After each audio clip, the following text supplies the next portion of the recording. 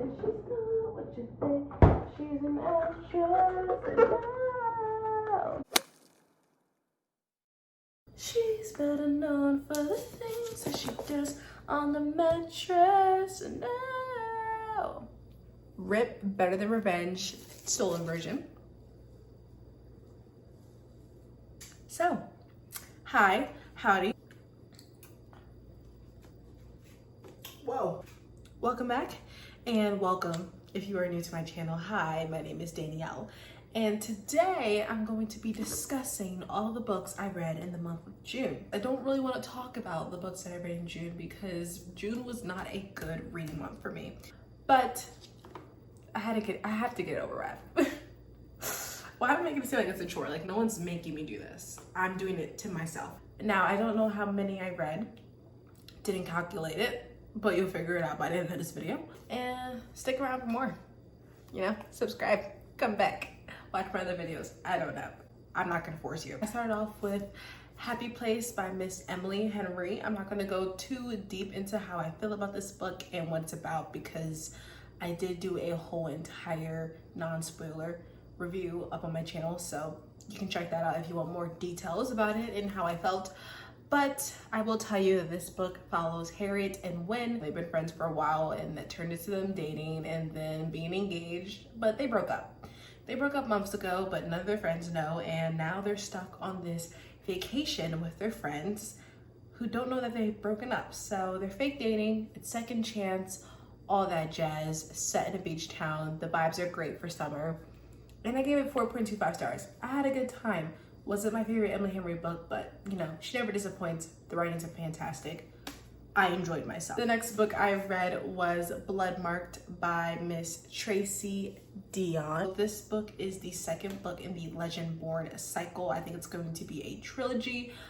So Legend-Born is the first book, and there's this one, and it's a YA urban fantasy that follows Bree, and she just kind of dealt with the death of her mother, and she's going through this weird transition period, and she starts discovering things about the world that she's never noticed before. Things get tricky. Demons are real. Who freaking knows? But my issues with this book is that it just felt like slow at times. Certain things just felt weird, and like certain decisions that were made just felt weird for Bree's character, and I just felt like her character was just way different from the first book, but like not in the best way. And then a certain character was like not in the book at all, and I was fairly mad about that. I liked that character. Maybe I just wasn't in headspace. Maybe I just took too long in between reading Legend-Born to pick up this one, but I don't know what it was for me. I don't know where the disconnect came from, but this book just, it wasn't it. It wasn't hitting the mark for me. It wasn't doing its thing. So yeah, I gave this book 3 stars. Sorry, but it happened. I read some books on my Kindle. I read an anticipated release for me, and that was Reckless by Miss Elsie Silver. Everyone and their mom has been raving about Elsie Silver lately in the Chestnut Spring series in general. All I can say is that it's an okay series for me. But I was really excited for Reckless because like the premise, you know, like it follows Winter and Theo. Like Winter's kind of like an ice queen, and like Theo's like the goofy, charming boy. And like they're very much opposites, but you know, opposites attract.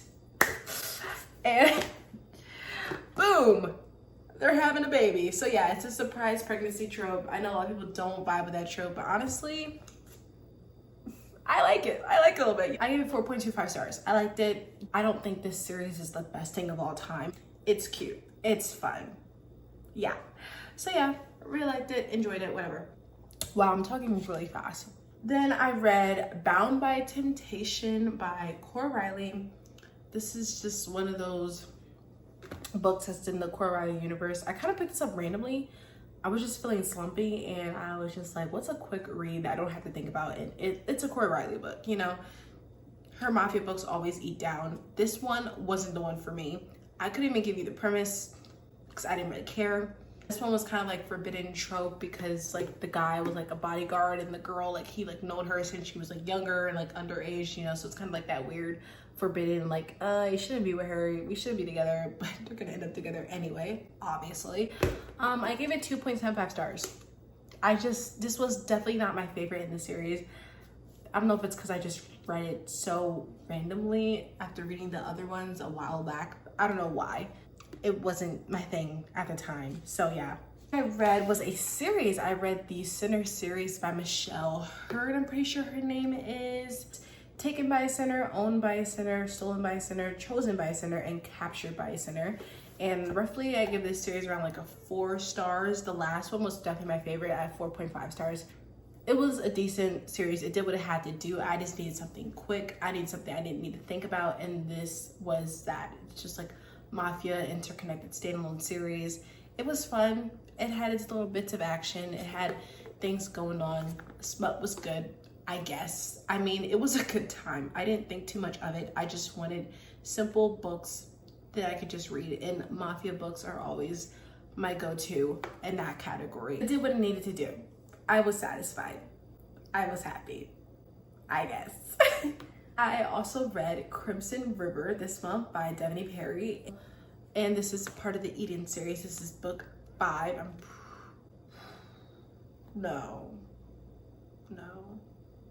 Yeah, book 5 in the Eden series.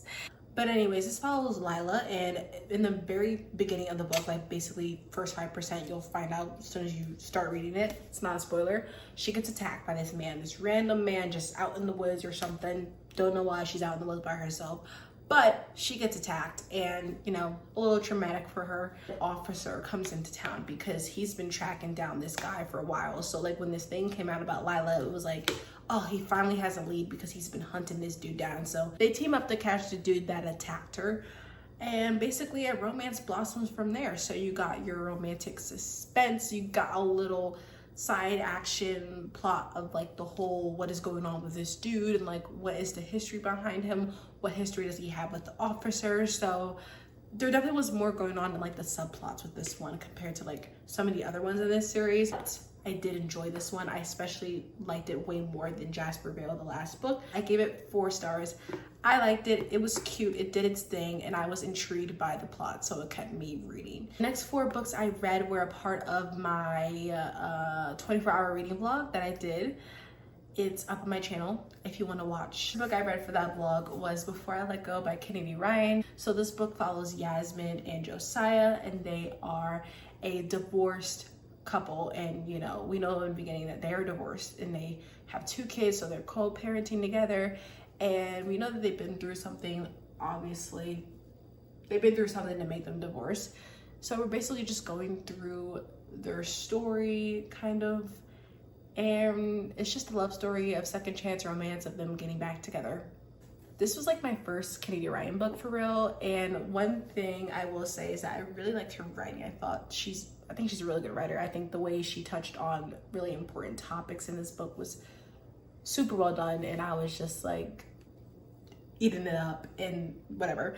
Just felt like the romantic relationship between Yasmin and Josiah, especially like the way they got together and like what made them so much of a power couple and made people like root for them so much. I didn't get that. Like, I don't think we were shown how great of a couple they were before their like decline, you know? And then I felt like the added drama by like the different significant others and like the outside factors, it just felt so unnecessary.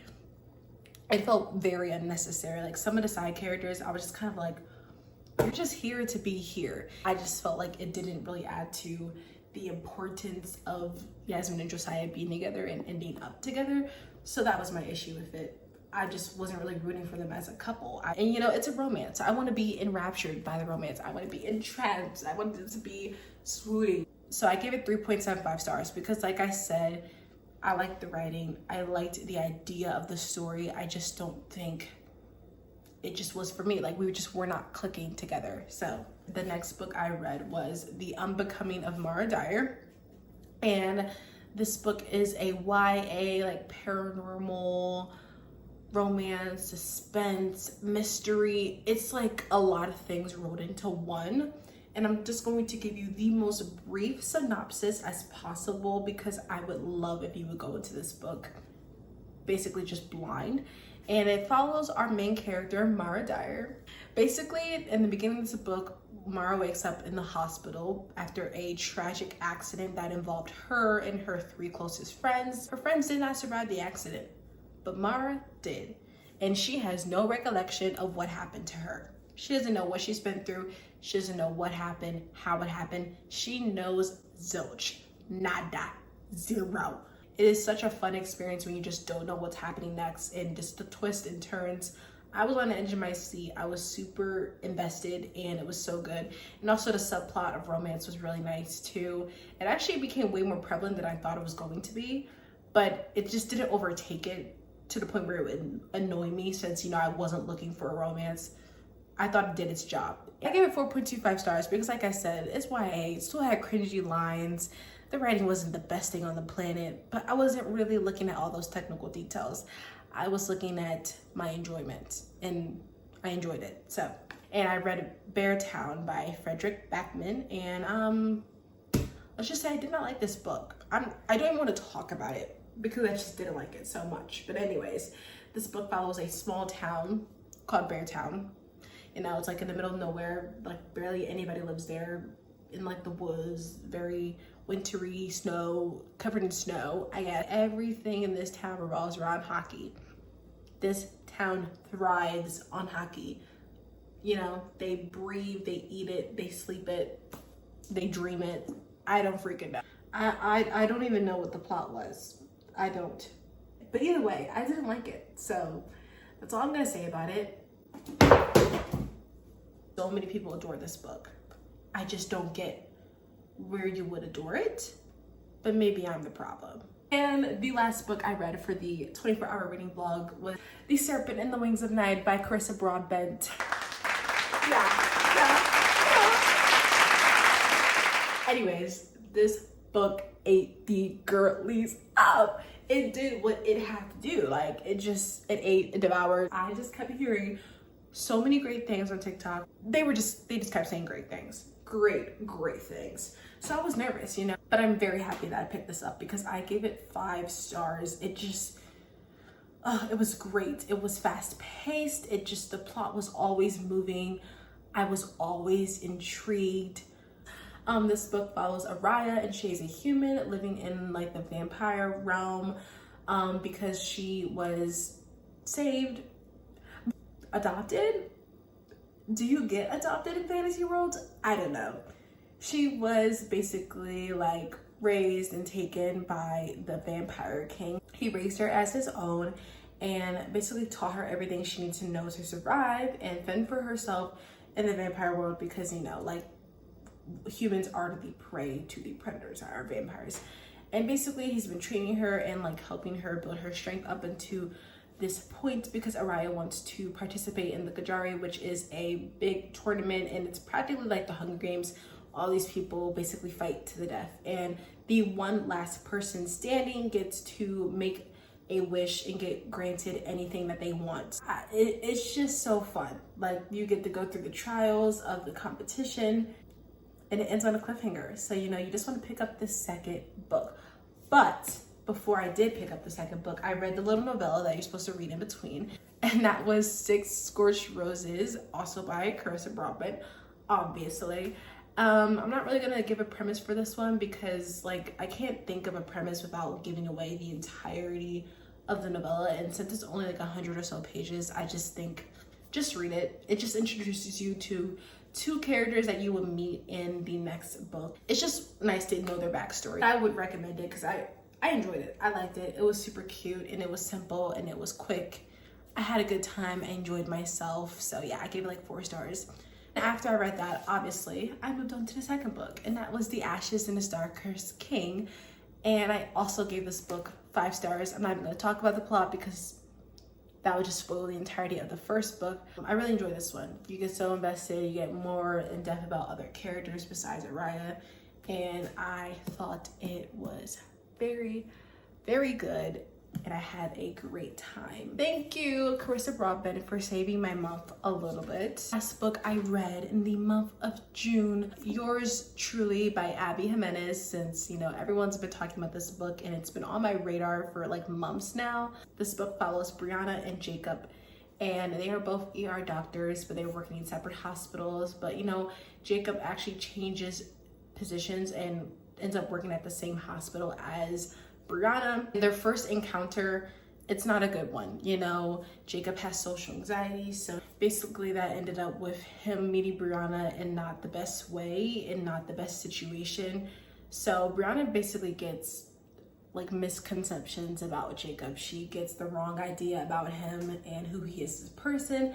So Jacob just wants to like apologize to her. So he writes her like this really nice, sweet letter, just explaining what happened and just, you know, telling her about his social anxiety, la la la la. And Brianna just replies and is like, oh my God, I completely misjudged him. And they just end up passing letters back and forth. Super cute. You know, they become friends, they get close. And Jacob needs Brianna for something, and that something happens to be the fact that he needs her to be his fake girlfriend. So yes, this book is the fake dating trope, like literally the recipe for cuteness, right? Cuteness overload. First half, it had me. It truly had me. I was obsessed. I was blushing. I was kicking my feet. I was having a good time. I was like, yes, nice rom-com-y vibes. But like throughout, like after the second half and then towards the end, I was just losing interest bit by bit. And it's because this book had like my biggest pet peeve on the planet, and that was a miscommunication trope. But I will say it had the miscommunication trope times 100. Like it was so bad, and it completely ruined my enjoyment of the book. Like to the point where I just didn't even care about these characters. I was no longer rooting for the couple because they're grown adults, like 30, they're like mid-30s. These are grown adults and they can't communicate. Are you serious? You can't be serious. If I can save you from torturing yourself, if you are also a hater of miscommunication, I will save you. And it sucks because I was enjoying it so much. Like I was tabbing it up. I liked Abby Jimenez's writing. I liked Jacob as a main male character. He was just so sweet, so charming. I ate it up. The miscommunication just didn't do it for me, and it just made me mad. So yeah, I give this book 3 stars because, like I said, there was aspects that I loved and there's aspects that I hated. These are all the books that I read in the month of June. Those were all the books I read in the month of June. Hopefully July is a better reading month for me, but you know, all I can say is that it's over. Thank God it is. And we're on to a new month. If you made it to the end of this video, congratulations, I guess. But anyways, I'll see you guys in the next video. Hope you enjoyed this one and have a good day or good night. I don't know.